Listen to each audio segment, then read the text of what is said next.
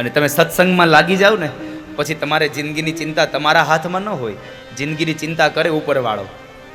તમારા વ્યવહારની, તમારા વ્યવસાયની, તમારા પરિવારની ચિંતા કરે મારો ઠાકુર.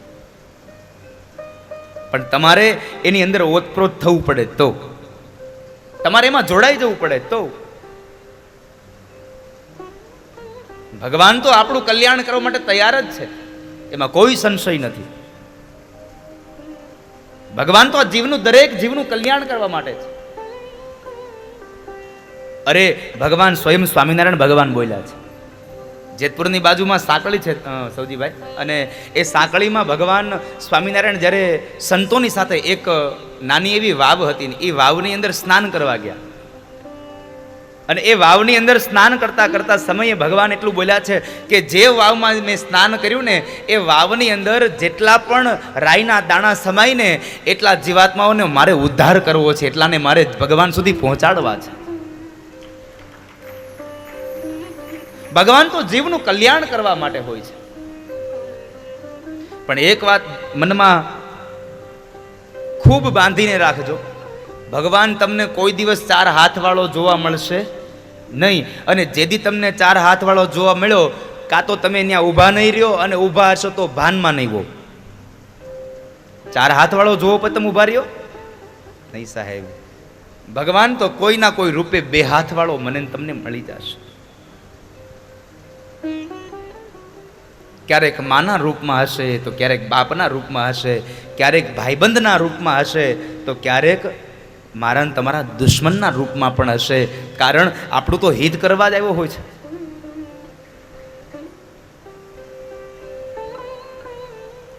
સત્સંગ કરો, સત્સંગનો મહિમા ગાઓ. તમે ભાગવતની કથા સંભળાવો એને. નારદ કહે છે, અરે સનત કુમારો, હું ક્યાં જાઉં બીજે તો, હું ક્યાં જાઉં એમાં?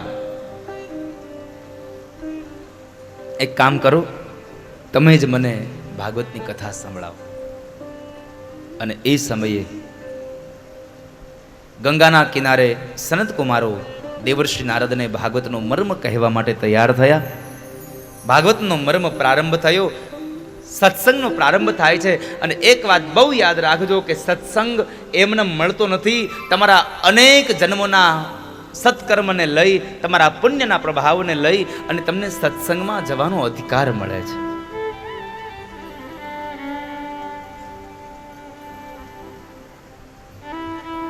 એટલા માટે તો ભગવાન વેદવ્યાસે શ્રીમદ ભાગવતના મહાત્મ્યમાં કહ્યું, અને ભગવાન નારાયણ બોલ્યા, વેદવ્યાસ બોલ્યા છે,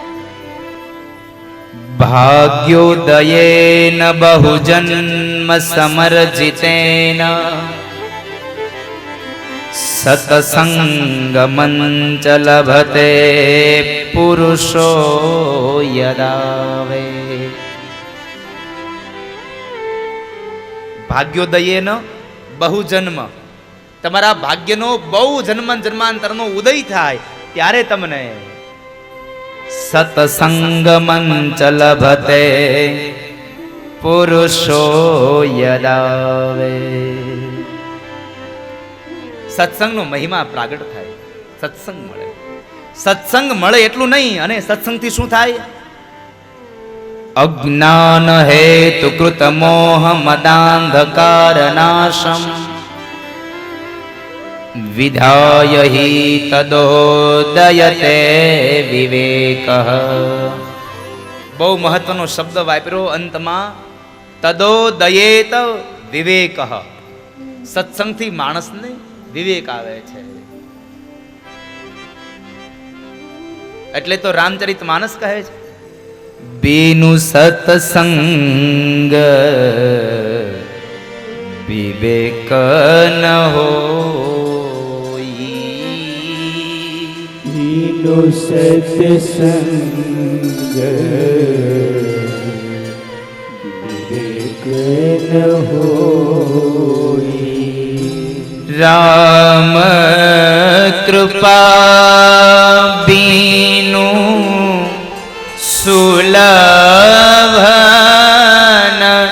સોઈ. રામ कृपा बिनु सुलभ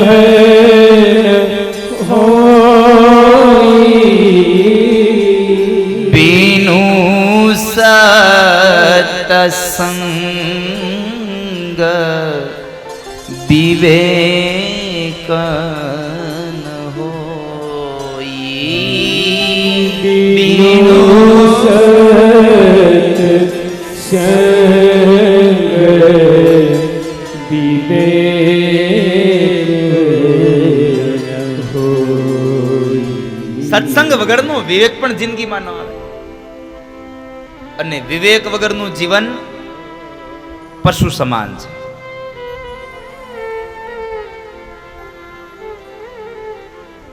મહારાજ, તમે જ મને સત્સંગનો મહિમા કહો.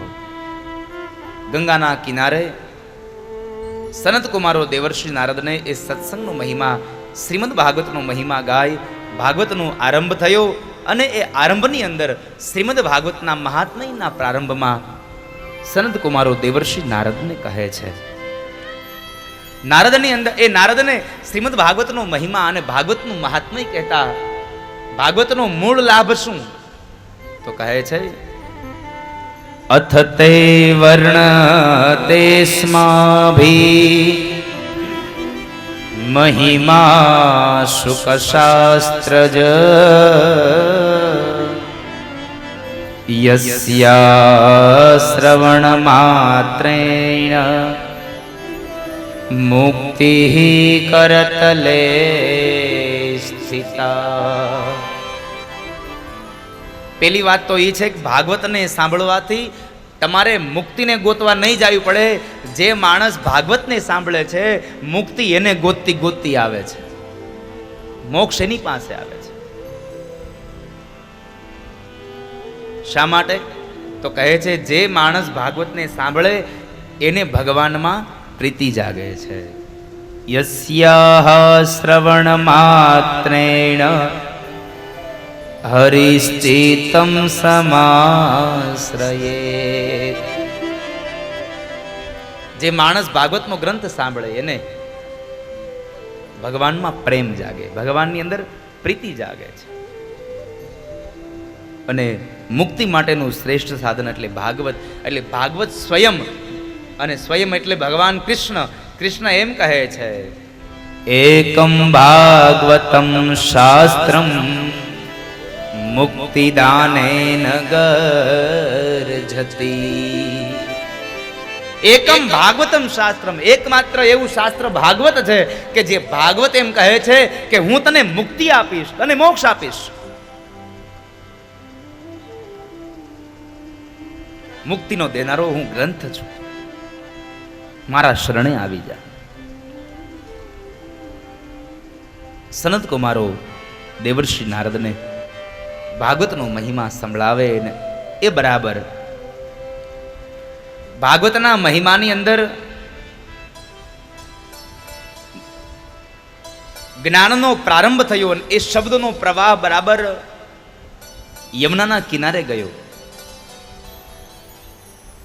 યમુનાના કિનારે માં ભક્તિ મહારાણીની ગોદની અંદર બે વૃદ્ધ પુરુષો જ્ઞાન અને વૈરાગ્ય સૂતા છે. એના કાનમાં ભાગવતના શબ્દો પડ્યા એટલે તરત જ બેઉ એકદમ આળસ મરડી અને જાગૃત થયા છે.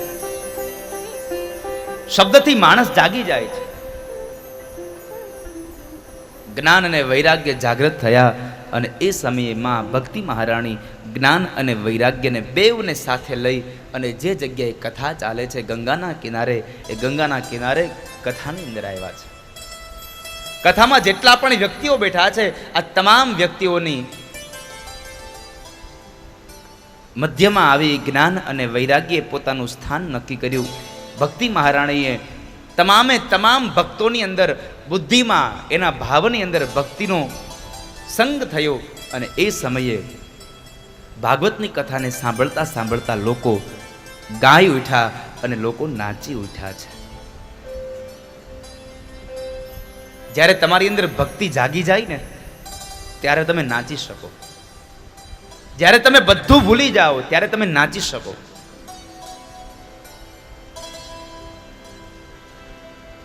નકર હું ઘણી વખત એમ કહું તમે તાળીઓ પાડો, હાથ ઊંચા કરો, તો અમુક તો હાથ ઊંચાઈ ન કરે ને તાળી ન પાડે. એ જોવે કોણ કોણ તાળી પાડે છે.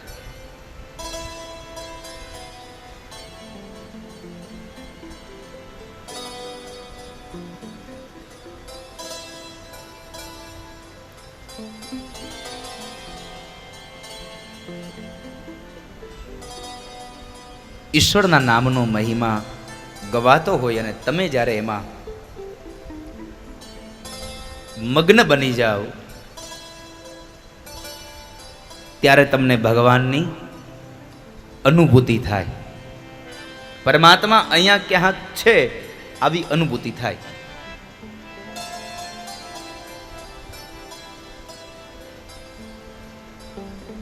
તો એ સમય બરાબર ભક્તિ મહારાણી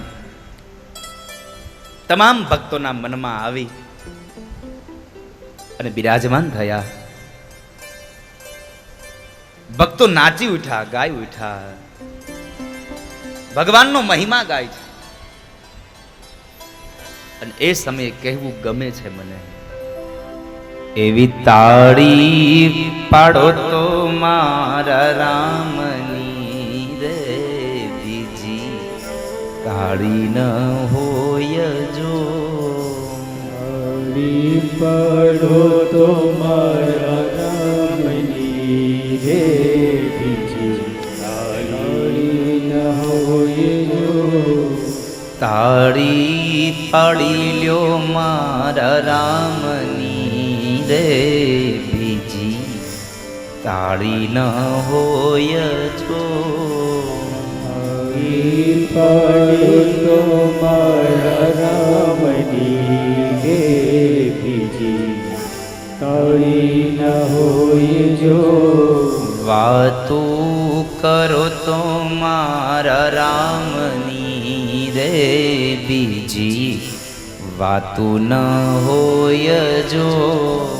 વાતો કરો તો મારા રામની રે બીજી વાતું ન હોય જો. વાતું કરો તો મારા શ્યામની રે બીજી વાતું ન હોય જો. વાતું કરો તો મારા શ્યામની રે બીજી વાતું ન હોય જો. સમરણ કરો તો સીતારામ ના રે બીજા સમરણ ના હોય જો. સમરણ કર્યો સીતારામ ના રે બીજા સમરણ ના હોય જો. સમરણ કરો તો રાધે શ્યામ ના રે બીજા સમરણ ના હોય જો. સમરણ કર્યો રાધે શ્યામ ના રે બીજા સમરણ ના હોય જો. તાળી પાડી લ્યો મારા રામની રે બીજી તાળી ના હોય જો. તાળી પાડો તો મારા રામની રે બીજી તાળી ના હોય જો. વાતું કરો તો મારા શ્યામની રે બીજી વાતું ન હોય જો. વાતું કરો તો મારા શ્યામની રે બીજી વાતું ના હોય જો.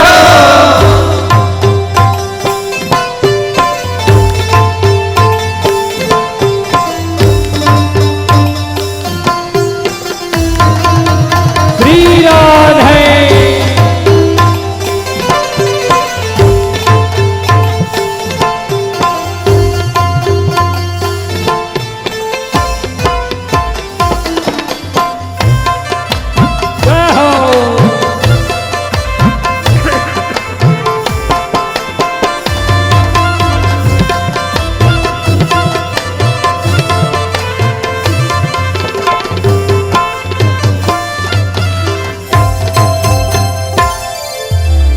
બચપણ બચપણમાં ઘણો ફેર છે રે, કોને બચપણ કહેવાય જો. બચપન બચપનમાં ઘણો ફેર છે રે, બચપન કહેવાય જો.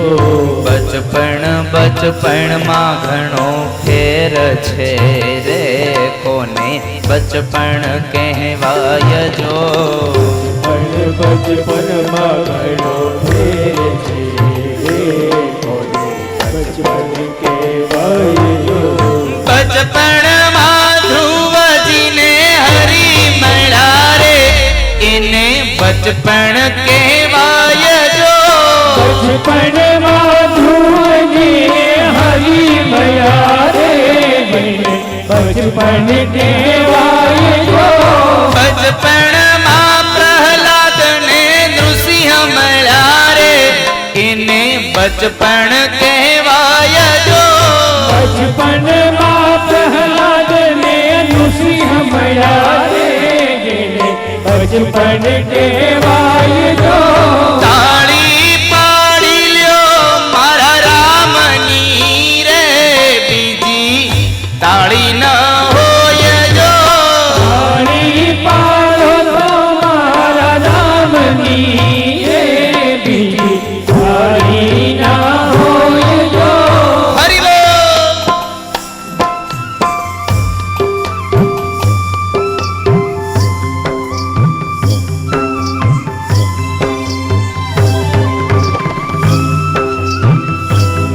જય હો.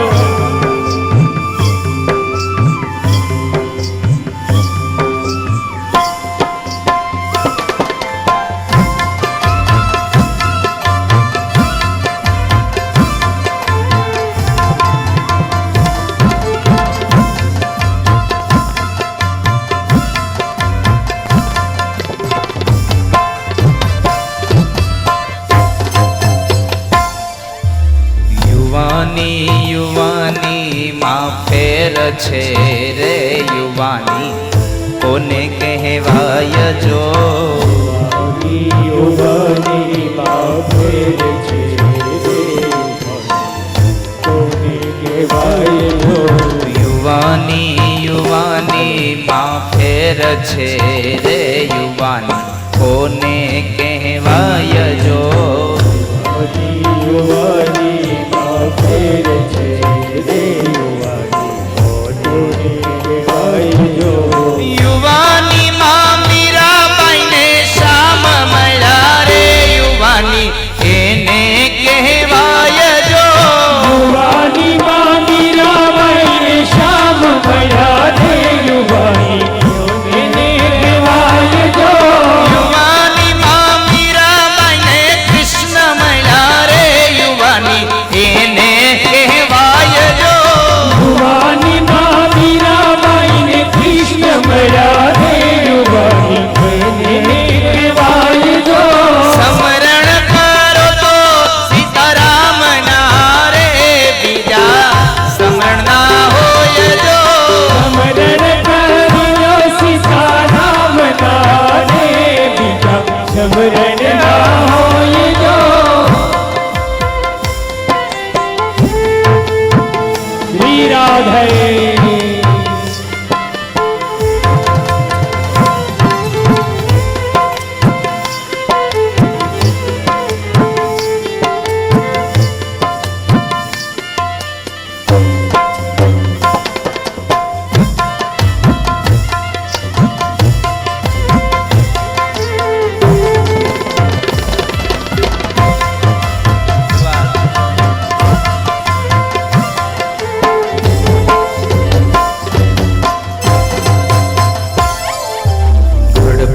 ઘડપણમાં ઘણો ફેર છે રે, કોને ઘડપણ કહેવાય જો. ગઢપડમાં ઘણો ફેર છે રે, ગઢપણ કહેવાય જો. ગડપણ ગડપણમાં ઘણો ફેર છે રે, કોને ગડપણ કહેવાય જો. ગઢપડમાં ઘણો ફેર છે રે, ગઢપણ કહેવાય જો.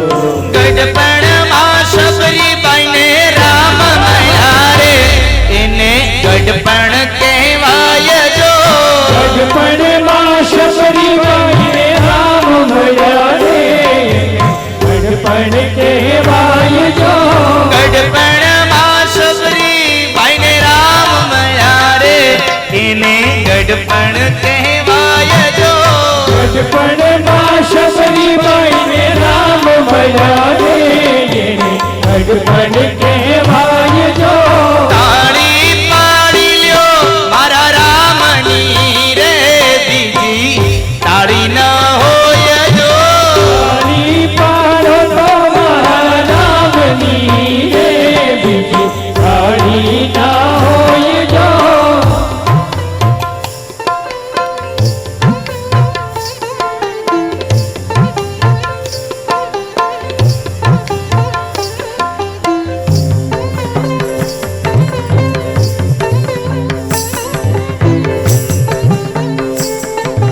રાધે કૃષ્ણ ઓ મનવાણી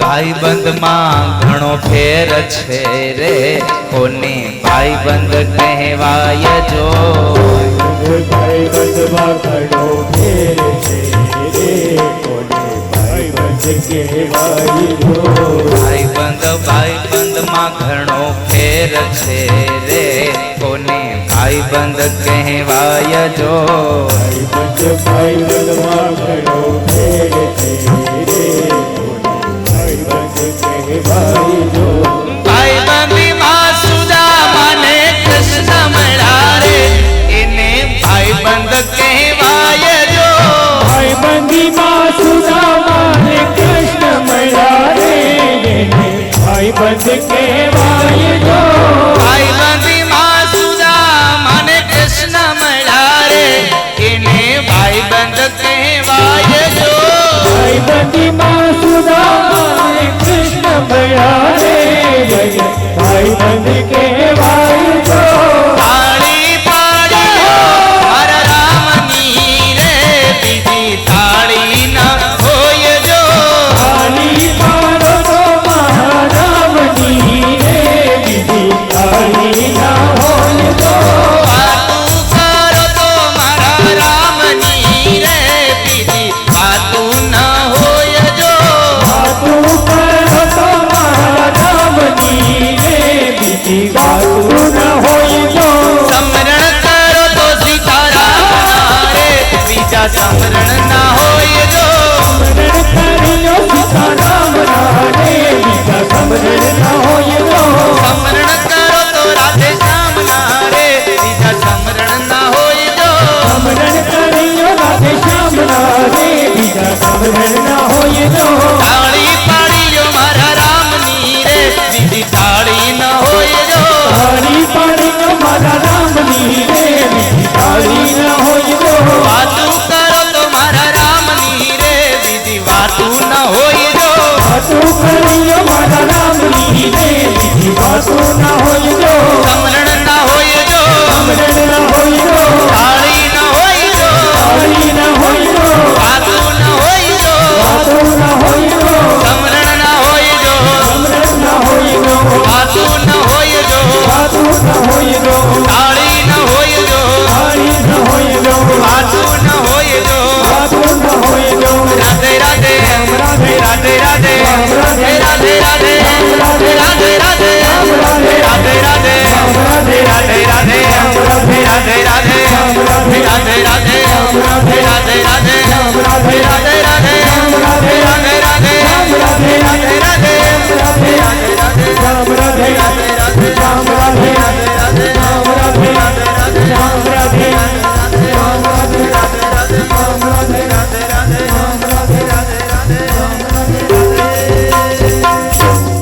जय जय श्री राधे जय जय श्री राधे जय जय श्री राधे जय जय श्री राधे एवी ताड़ी पाड़ो तो मारा रामनी रे बीजी ताड़ी न होय जो તાળી પાડો તો મારા રામની રે બીજી તાળી ના હોજો.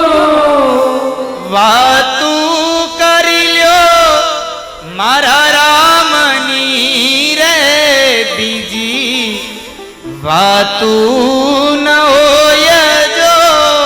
વાતું કર્યો મારા રામની રે બીજી વાતું ના હોય જો. સ્મરણ કરો તો સીતારામ ના રે બીજા સ્મરણ ના હોય જો. સ્મરણ કર્યો સીતારામ રે બીજા સ્મરણ ના હોય જો. બોલો રામચંદ્ર ભગવાન. સત્સંગથી માણસ જાગૃત બને છે. ભાગવતથી માણસને મોક્ષ મળે છે.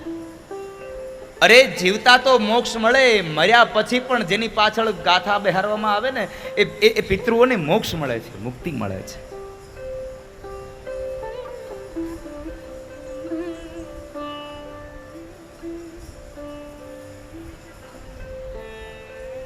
આપણે આમ ધૂન લઈ લઈએ ને પછી બેહી જાય ને પછી ઓલી ખંજરીને બેહાર દેવી હો, એટલે ઈ બળબલ નો કર્યા કરે.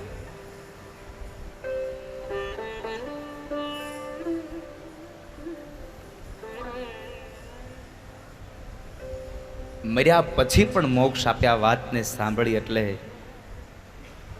શૌનકાદિક ઋષિઓએ પ્રશ્ન કર્યો, બાપજી તમે એમ કહો છો મરેલા માણસને મોક્ષ આપે, તો તમારી પાસે એવું કોઈ પુરાવો ખરો, કોઈ સાબિતી ખરી કે મોક્ષ મળે? કોઈને મોક્ષ મળ્યો હોય એવું ખરું? અને આ વાત તો બહુ સીધી છે. જો કોકને ફાયદો થયો હોય તો આપણે એ કામ કરીએ, નકર આપણે કામ કરીએ નહીં.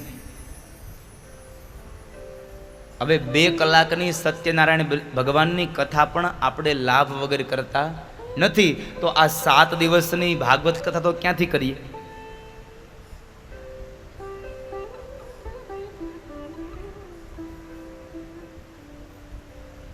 કળયુગનો જીવાત્મા સ્વાર્થ વગર ભગવાનને ન ભજે. તમને કંઈક મળતું હોય તો જ તમે કામ કરો. અને આ વાતની ખબર દેવર્ષિ નારદને હતી, એટલે સ્કંદ પુરાણમાં એણે એક કથા કરી છે. સ્કંદ પુરાણની અંદર રેવાખંડમાં, અને તમે લગભગ બધાએ આ સ્કંદ પુરાણની કથા સાંભળી હશે. કેટલા લોકોએ સ્કંદ પુરાણ રેવાખંડની કથા સાંભળી છે? જરા હાથ ઊંચો કરો. હા, એક આવી જ બીજી એક સ્કંદ પુરાણ ને રેવાખંડની કથા છે સત્યનારાયણ ભગવાનની. સત્યનારાયણ ભગવાનની કથા કેટલાય સાંભળી છે? જુઓ કેટલા હાથ વધી ગયા. શું કામ? એને આપણે કથામાં ગયા હોય, કથા આપણામાં ન આવી હોય એટલે. સ્કંદ પુરાણ અને રેવાખંડની જ કથા છે સત્યનારાયણની. એટલે તો દાદા છેલ્લે બોલે, સ્કંદ પુરાણે રેવાખંડે સત્યનારાયણ વ્રત કથાયામ પંચમો અધ્યાય. 5 અધ્યાયની કથા સત્યનારાયણ ભગવાન. પણ આપણે ત્યારે બાજુમાં બેઠેલા મિત્રની હારે વાતું કરતા હોય એટલે આપણને ખબર ન હોય.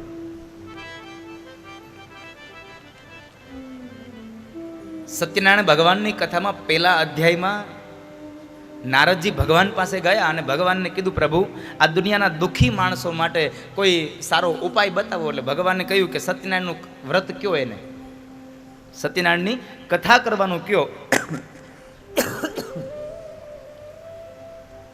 એટલે સત્યનારાયણ ભગવાનની વ્રત કથા કરવાની વાત સાંભળી અને નારદે પ્રશ્ન કર્યો. શું કહ્યું? કિમ ફલમ કિમ વિધાનમ ચ કૃતમ કૈનેવત વ્રતમ. મહારાજ, પ્રભુ પેલા તો એ કયો કિમ ફલમ કિમ વિધાનમ ચ, આ વિદ્યા કર આ વ્રત કરવાનું, આ વિધાન કરવાનું ફળ હું? અને જો ફળ નહીં હોય તો કોઈ 5 કલાકની આ 2 કલાકની કથા નહીં કરે. અને આપણે કોઈ દી સ્વાર્થ વગરની કથા કરી? તમે જુઓ, હે ભગવાન મારો છોકરો 10માં પાસ થઈ જાય ને તો હું કથા કરે. કોઈ દી એમ કીધું લાવો હું કથા કરી નાખું, મારા છોકરાને પાસ કરી દેજો? નહીં. છોકરો પાસ થાય તો હું કથા કરું, નકર તમારી કથાને મારે કાંઈ લાગે વળગે.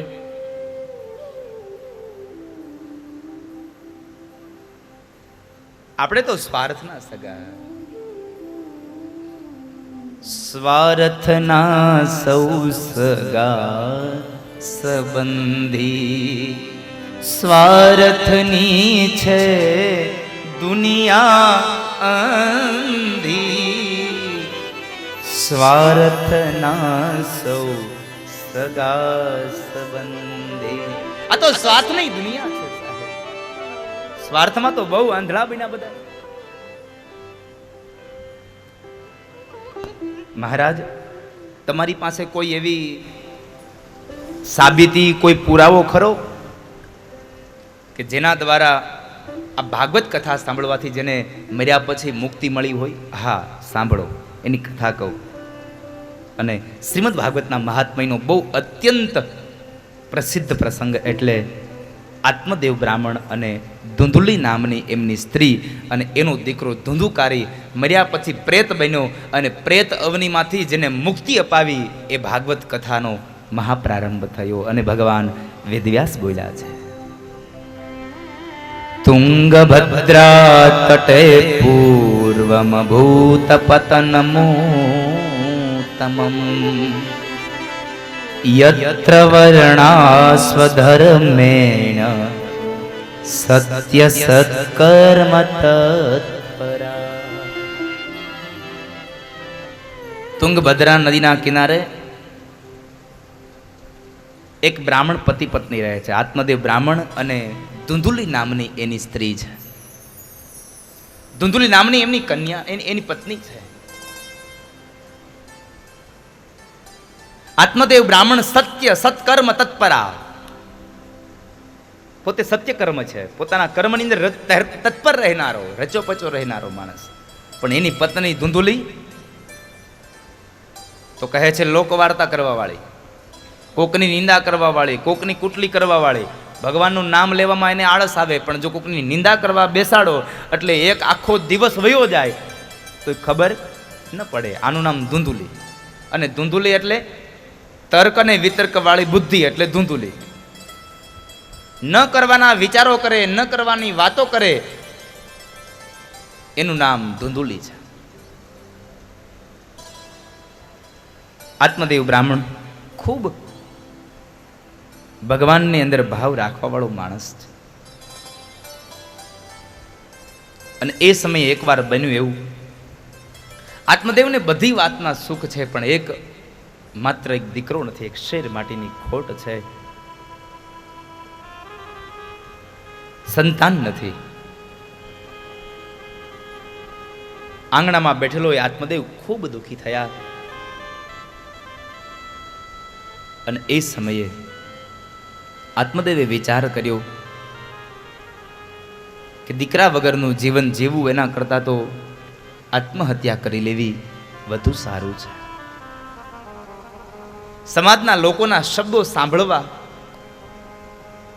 એના કરતાં તો આત્મહત્યા કરી લેવી બહુ સારી છે. અને આપણા સમાજમાં આ બહુ મોટામાં મોટા દૂષણો સાહેબ હોય ને તો 2-5 દૂષણો બહુ છે.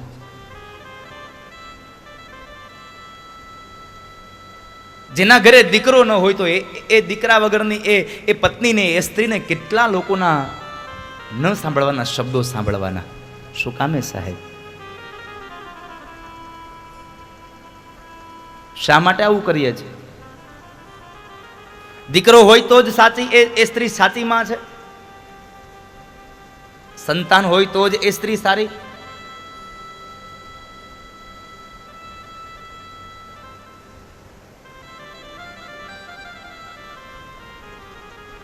મારે સમાજના તમામ વ્યક્તિઓને જે લોકો આવા શબ્દો બીજાના માટે વાપરે છે ને એને મારે વ્યાસપીઠથી કરબદ્ધ પ્રાર્થના કરવી છે, સાહેબ તમારા મોઢામાંથી નીકળેલા શબ્દો કોઈકના મન અને કોઈકના હૃદયને બહુ દુઃખી કરે છે.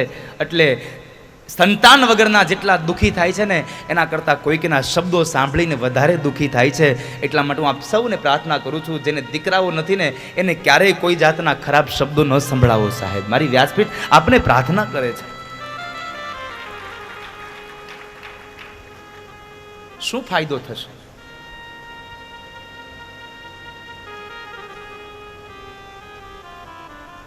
દીકરો કે દીકરી એક સમાન છે, આવા સૂત્રોને આપણે વાંચીએ છીએ, હજારો વખત સાંભળીએ છીએ, છતાં પણ આપણે દીકરાની પત્નીને ન બોલવાના શબ્દો બોલતા હોઈએ છીએ. શું ફેર પડશે?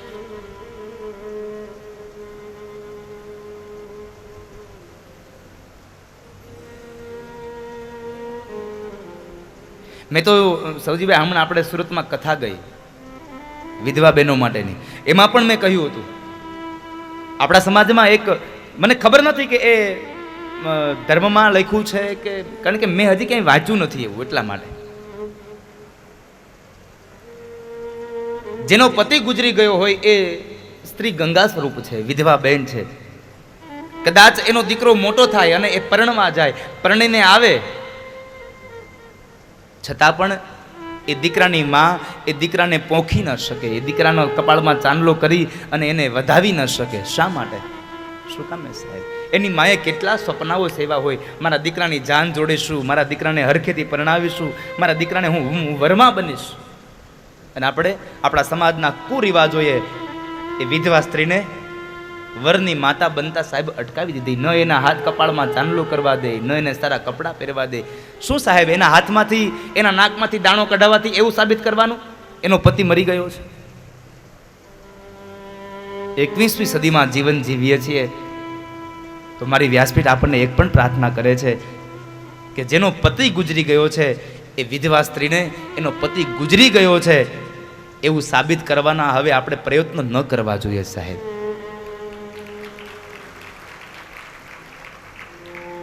હા, સ્વાભાવિક છે, કપાળમાં સેથો ન પૂરે, બરાબર છે, એના માથામાં સેથો ન પૂરે, પણ એને કમસે કમ ચાંદલો કરવા દો, એને કપડાં પહેરવા દો. શું થયું? એને એના દીકરાની જાનમાં એને વરમાં બનવા દો, એને એના દીકરાને પોખવા દો. ભલે એ માં હરખ થતી હશે કે મારો દીકરો પરણે છે, પણ બાજુમાં ઊભું રહેવું પડતું હશે, એટલે અંદર વિચાર તો આવતો હશે ને, કદાચ મારો ધણી જીવતો હોત તો આ સમાજના લોકો આજ મને પોખવા દે. એ નહીં પોખવા દો સાહેબ, એને એનો આનંદ વ્યક્ત કરવા દો.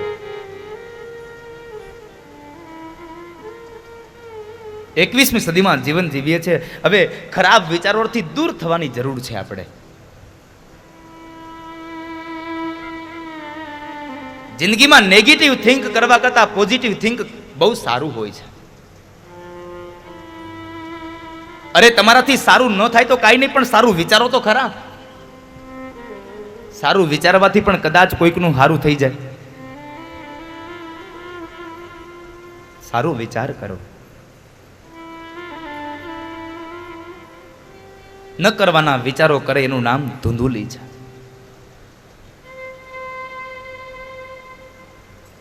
આત્મદેવને દુઃખ થયું છે કે મારે દીકરો નથી તો હું શું કરું જીવન જીવીને. આત્મહત્યા કરવાનો નિર્ણય કર્યો. કારણ ક્યાં ભાવના પાપ હશે? દીકરો નહોતો. શું ખબર?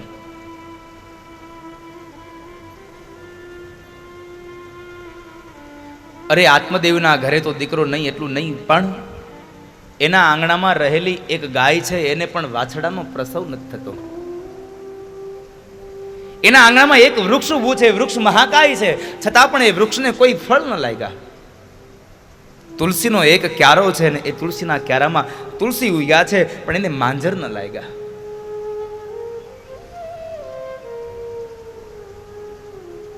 ક્યાં ભાવના પાપ થયા હશે?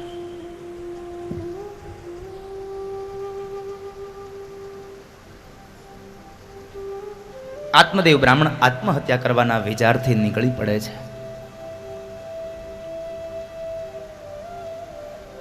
જંગલમાં જઈ જ્યાં આત્મહત્યા કરવા જાય છે તો એક સાધુ પુરુષે એનો હાથ પકડ્યો છે. એ ભાઈ, શું કરો છો તમે? આ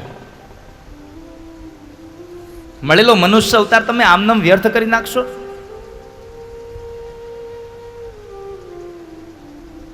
કોણ છો તમે? શા માટે આવ્યા છો?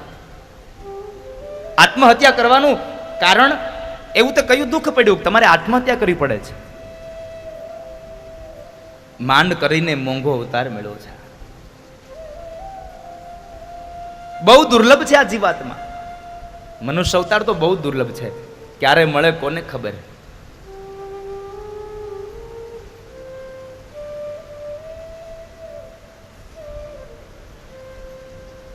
મનુષ્ય અવતાર ભોગ ભોગવવા માટે નહીં સાહેબ, ભગવાનને ભજવા માટેનો અવતાર છે.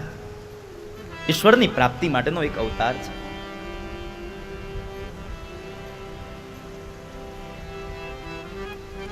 ભાઈ, કોણ છો તમે? મહારાજ, હું જ્ઞાતિએ બ્રાહ્મણ છું અને મારું નામ આત્મદેવ છે. અરે ભાઈ, જ્ઞાતિઓમાં તો શ્રેષ્ઠ, વર્ણમાં શ્રેષ્ઠ છો, બ્રાહ્મણ છો, અને છતાં પણ તમારી આત્મહત્યા, નામ તમારું આત્મદેવ, શા માટે આત્મહત્યા કરવી છે? શું થયું? મહારાજ,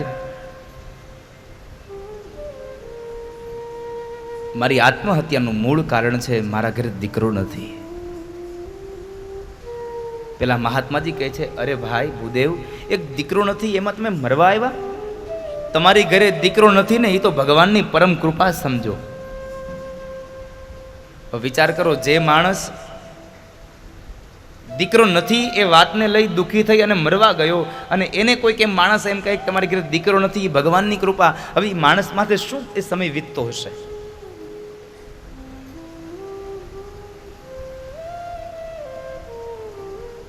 આત્મદેવ બ્રાહ્મણ કહે છે, મહારાજ, તમે રહ્યા સંસારી, તમે રહ્યા સંન્યાસી અને અમે રહ્યા સંસારી.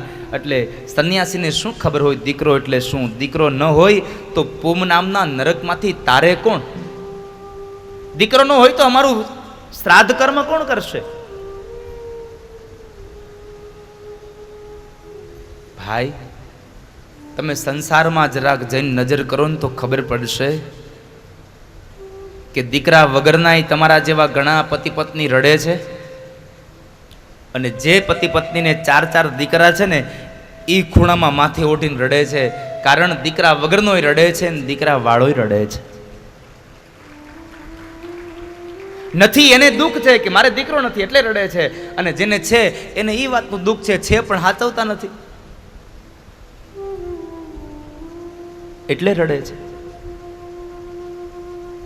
ભૂદેવ, સમજો તમે.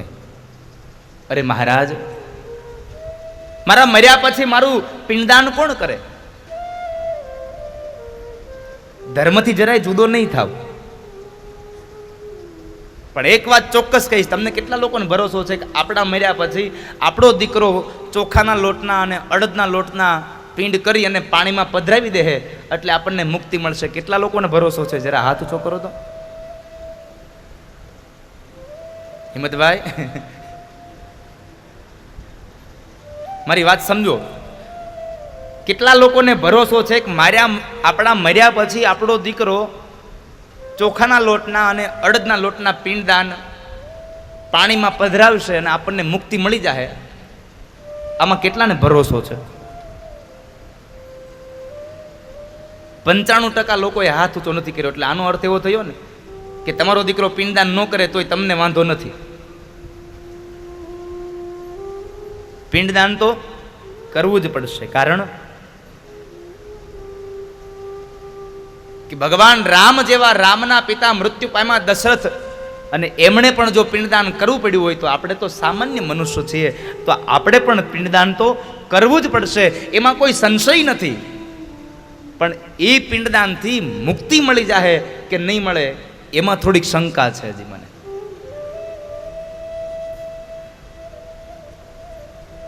દીકરો પિંડદાન કરે અને મુક્તિ મળે ન મળે એમાં આપણે ભરોસો રાખવા કરતા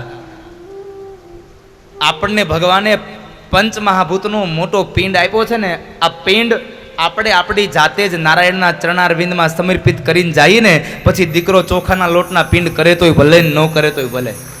આ મહાપિંડનું દાન કરીને જઈએ સાહેબ. સમયનો સદુપયોગ કરતા જઈએ. અત્યારે તો સમય કેટલો સારો મળ્યો છે સાહેબ. કેટલા લોકો જીવતા તો દાન કરે, મર્યા પછી પણ દાન કરે. શું કરે? તો કહે છે જીવતા હોય ત્યારે પણ સત્કર્મ કરી લે, અને જતા જતા પણ એમ કહેતા જાય કે ભાઈ મારું મૃત્યુ થાય ને તો મારા અંગોનું દાન કરી દેજો, મારી આંખો કોઈક અંધને આપજો, કોઈકને દ્રષ્ટિ મળશે, મારા દીકરાઓ સુખી થશે. જીવ માત્રનું હિત ઈચ્છે ને એ સાધુ છે, એ સાધુ છે. સાધુને તો જીવતા પણ એના આ જીવનું કલ્યાણ કરવાની ઈચ્છા હોય, મર્યા પછી પણ કલ્યાણ કરવાની ઈચ્છા. એટલે તો ટીંબીની અંદર સદગુરુદેવ પૂજ્યપાદ નિર્દોષાનંદ સ્વામી જીવા ત્યાં સુધી તો એણે સમાજની સેવા કરી, પણ મર્યા પછી પણ શું કહેતા ગયા કે મારો આ દેહ ગંગાની અંદર મને જળ સમાધિ આપજો, કારણ મારા મર્યા પછી પણ જળની અંદર રહેલા જેટલા ચેતનાઓ છે ને એ પણ મારા શરીરને ભોગવી અને સુખ પામે. મારું શરીર મર્યા પછી પણ કોઈકને સુખ આપે સાહેબ. પૂજ્ય નિર્દોષાનંદ સ્વામી આ કહ્યું છે, અને પોતાને ગંગાની અંદર જળ સમાધિ આપી. મર્યા પછી પણ કોઈકનું હિત છે ને એ સાચો સાધુ છે.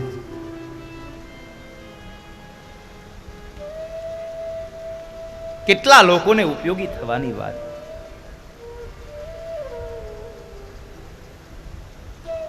એના માટે ઘસાવવું પડે, એના માટે કંઈક કરવું પડે.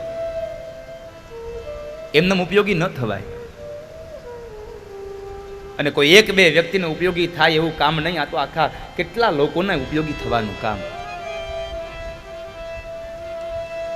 અને એ કામ તો એકવાર નહીં અનેક વખત થતું રહેશે.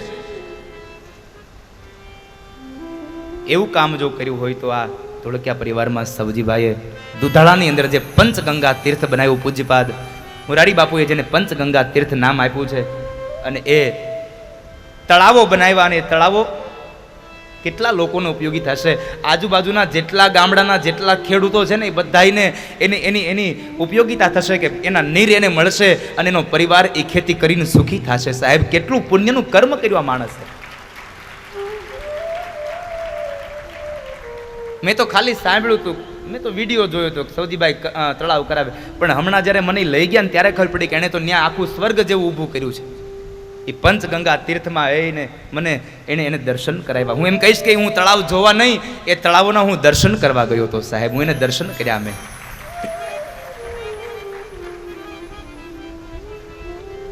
700 વીઘા ને 400 વીઘાની અંદર એમણે તળાવો બનાવ્યા સાહેબ. વિચાર તો કરો ને, કેવડા કેવડા ઊંડા બનાવ્યા છે. હવે એનું માપ તો હું લાવ્યો નથી, નકર તમને દેતા આગળ. મેં જોયા છે ખાલી એને. એ પંચગંગા તીર્થ બાના નામથી, બાપુજીના નામથી એમણે તીર્થો બનાવ્યા છે.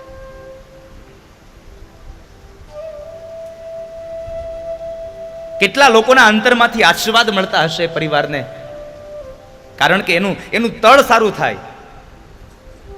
તળમાં પાણી આવે એટલે પાણીના નીરથી, એ નીરથી, એ તળના નીરથી માણસ ખેતી કરે, ખેતીમાં ઉપજ આવે ને ઉપજથી એનો પરિવાર સુખી થાય. એટલે એ સુખી પરિવારના કેટલા આંતરડા ઠરતા હશે, કેટલી એની હૃદયમાંથી, અંતરમાંથી આશીર્વાદ નીકળતા હશે કે સવજીભાઈ તળાવ બનાવ્યા પણ લાભ તો અમને થયો. એટલે એ બધા આશીર્વાદ, એ કહે છે ને કે રોયલ્ટી તો આપોઆપ મળી ગઈ સાહેબ તમને. આ રોયલ્ટી આમ ન મળે. કોઈકનું સારું કરો એટલે ભગવાન તમારું સારું કર્યા વગર રહે જ નહીં સાહેબ.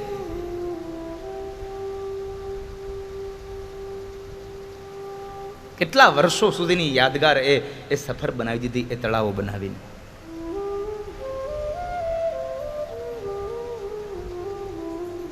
જળ માટે કેટલો એને કેટલો પૈસો સદુપયોગ કર્યો. અને મને એવું લાગે છે કે એ આટલાથી હજી બેસી રહે એવું પણ નથી. જળ માટે તો એ હજી પણ પૈસો સદુપયોગ કરી રહેશે સાહેબ, કારણ એનો પરિવાર એની સાથે ખંભો મિલાવીને ચાલે છે ને, એટલા માટે માણસ સત્કર્મ કરતા જાય છે. એનો પરિવાર એની સાથે છે. હિંમતભાઈ, તુલસીભાઈ, ઘનશ્યામભાઈ,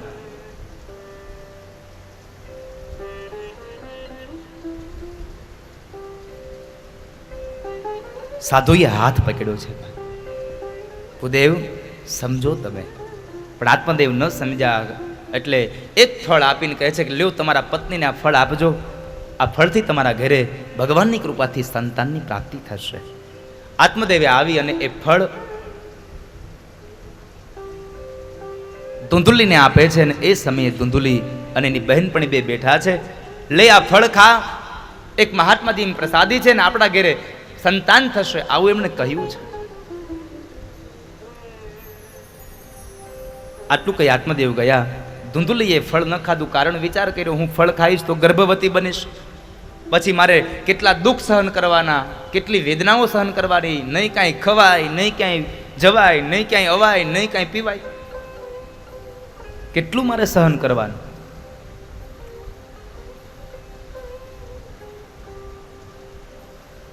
અને એ સમયે એની બહેનપણી કહે છે કે કામ કર, તારે ફળ ન ખાવું હોય તો રેવા દે. તારે આ ફળ ન ખાવું હોય તો રેવા દે. આ ફળ ગાયને ખવડાવી દે. મારા ઉદરમાં બાળક છે, હું તને આપી દઈશ. વાત નક્કી થઈ. ફળ ગાયને ખવડાવ્યું. થોડો સમય વ્યતીત થયો એટલે ધુંધુલીની જે બહેનપણી છે એને ત્યાં એક બાળકનો જન્મ થયો. બાળકમાં દીકરો મળ્યો. એટલે એ દીકરો એમણે ધુંધુલીને આપ્યો. ધુંધુલીએ આત્મદેવને કહ્યું કે આપણી ઘરે દીકરાનો જન્મ. આત્મદેવને આનંદનો પાર ન રહ્યો. થોડો સમય વ્યતીત થયો. સંતની પ્રસાદી નિષ્ફળ ન જાય એટલે સંતની પ્રસાદી જે ગાયને ખવડાવી હતી એ ગાયે પણ એક બાળકને જન્મ આપ્યો. આખું શરીર માણસનું છે પણ એક માત્ર કાન હતા એ ગાયના કાન જેવા હતા. એકના બદલે બે દીકરાઓ મળ્યા. આત્મદેવને આનંદ થયો. ધુંધુલીનો દીકરો હતો એટલે નામ પાડ્યું ધુંધુકારી, અને ગાયના કાન જેવા જેના કાન છે એ દીકરાનું નામ પાડ્યું ગોકર્ણ. ધીમે ધીમે સમય વ્યતીત થયો અને એ વ્યતીત સમયમાં બે દીકરાઓ મોટા થયા. આત્મદેવે ગોકર્ણ અને ધુંધુકારીને વિદ્યા અભ્યાસ માટે બેસાડ્યા. પણ ગોકર્ણ મહાજ્ઞાની બન્યા અને ધુંધુકારી છે મહાશઠ બન્યો છે. કારણ સંગ દોષ. સંગને લઈ અને એ મહાશઠ બન્યો. ધીમે ધીમે સમય વ્યતીત થયો. યુવાન થયા અને યુવાની અવસ્થાએ ધુંધુકારી ન કરવાના કામ કરે, ન પીવાના પદાર્થો પીવે, ન ખાવાના પદાર્થો ખાય છે. ઘરમાંથી ધન લઈ જઈ અને ખરાબ માર્ગની અંદર વાપરવા લાગ્યો છે. અને એ સમયે એકવાર એની મા પાસે એને પૈસા માંગ્યા. માએ ના પાડી. પિતાશ્રી પાસે પૈસા માંગ્યા. પિતાશ્રીએ ના પાડી એટલે પિતાશ્રીને એક લાત મારી અને ધરતી પર પછાડ્યા છે. અને એ સમયે આત્મદેવ બહુ દુઃખી થયા અને કહે છે પેલા સાધુના શબ્દો સાચા હતા કે દીકરા વગરનાય રડે છે અને દીકરા વાળાય રડે છે. હવે શું થાય? આ દુનિયામાં કોઈ દિવસ કોઈ કોઈનું થયું નથી અને કોઈ કોઈનું થવાનું પણ નથી. જ્યાં સુધી સ્વાર્થ હશે ત્યાં સુધી સૌ પોતપોતાના સ્વાર્થની અંદર રચા પચા રહેશે. સ્વાર્થ પતી જાય એટલે કોણ હું કોણ તું.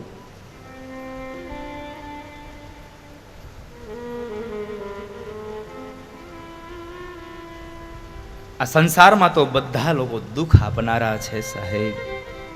ચાહે એ પુત્ર હોય તોય ભલે, પત્ની હોય તોય ભલે, દીકરી હોય તોય ભલે, મા બાપ હોય તોય ભલે, તમારી સંપદા હોય તોય ભલે, એકના એક વખત તમને દુઃખ આપશે આપશે ને આપશે. જેમાં કોઈ પણ જાતનો સંશય નથી. એટલે ભગવાન વેદવ્યાસ બોલ્યા છે, અસાર ખલુ સંસારો દુઃખ રૂપી વિમોહક સુત કસ્ય ધનમ કસ્ય સ્નેહવાન જ્વલતે નિશમ.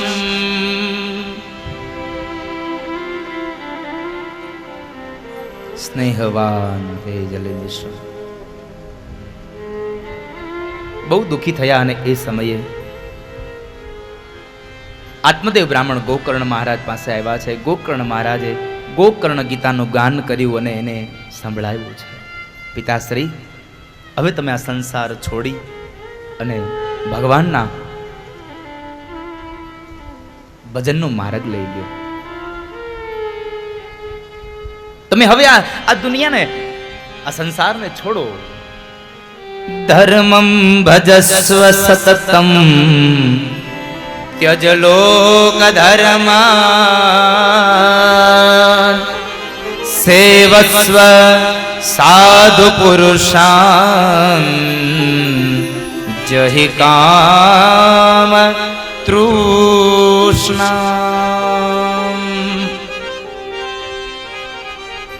પિતાશ્રી, હવે તમે સાધુઓનો સંગ કરો. ધર્મમ ભજસ્વ સતતમ, તમે હવે ધર્મને ભજો. ગોકર્ણ મહારાજની આ વાતને લઈ અને આત્મદેવ બ્રાહ્મણ ઘરેથી નીકળી ગયા. ઘરેથી નીકળીને જંગલમાં ગયા છે. ત્યારબાદ ધુંધુકારી માં ધુંધુલીને પણ ખૂબ દુઃખ દેવા લાગ્યો અને એ સમયે ધુંધુલી પણ પોતાના પતિને પાછળ જંગલના માર્ગોમાં ગઈ, અંધારા કૂવામાં પડી અને પોતે પણ મૃત્યુ પામી. થોડો સમય વ્યતીત થયો. 4 ગણિકા સ્ત્રીઓના સંગને લઈ અને ધુંધુકારીએ રાજાનો ખજાનો તોડ્યો, ધન ચોરી લાવી અને આ 4 ગણિકા સ્ત્રીઓને આપ્યું.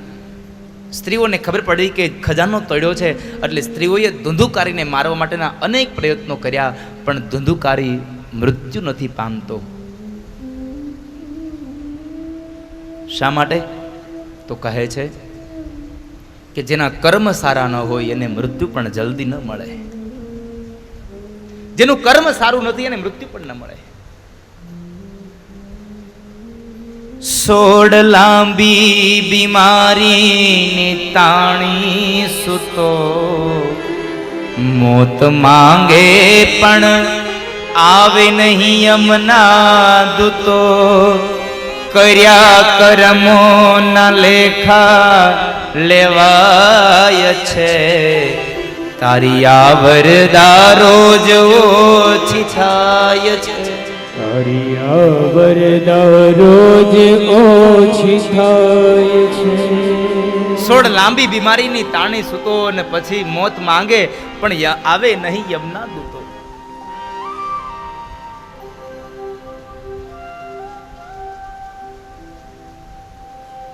ધુંધુકારીના મોઢાની અંદર ધગધગતા દેતવા નાખી અને અંતે ધુંધુકારી મૃત્યુ પામ્યો.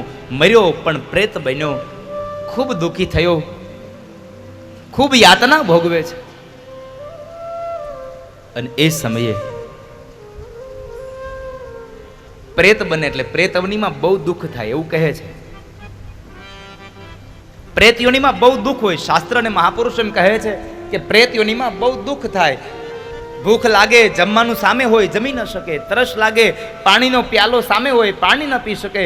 નિંદ્રા આવે, પથારી તૈયાર હોય પણ સૂઈ ન શકે. આ પ્રેત અવસ્થા. આ મર્યા પછી મળતી હશે કે નહીં મળતી હોય ખબર નથી, પણ કદાચ આ મને એમ લાગે છે કે આ દુનિયામાં પણ આ પ્રેત અવસ્થા લોકો ભોગવીને જતા જ હશે.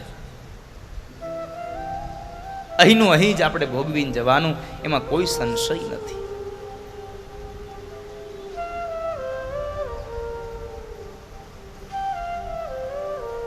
એક વખતના સમયે પ્રેત ધંધુકારી ગોકર્ણ મહારાજ પાસે જઈ અને ખૂબ ડરામણા અવાજથી રડે છે. ગોકર્ણ મહારાજે પાણીની અંજલી છાંટીને એને પૂછે છે કે તું કોણ છે, શા માટે રડે છે?